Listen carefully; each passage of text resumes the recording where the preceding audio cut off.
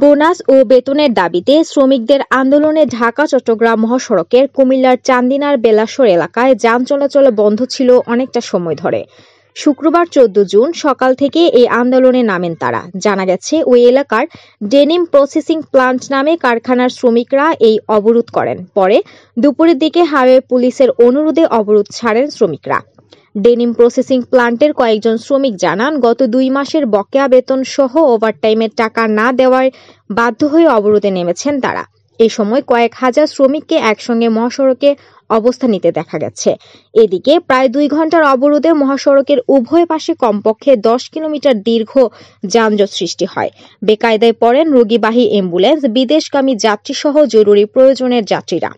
Mainamati highway থানার ভারপ্রাপ্ত কর্মকর্তা ওসি ইকবাল বাহার মজুমদার বলেন, আমরা ঘটনাস্থলে আছি, যানজট নিরসনে কাজ চলছে।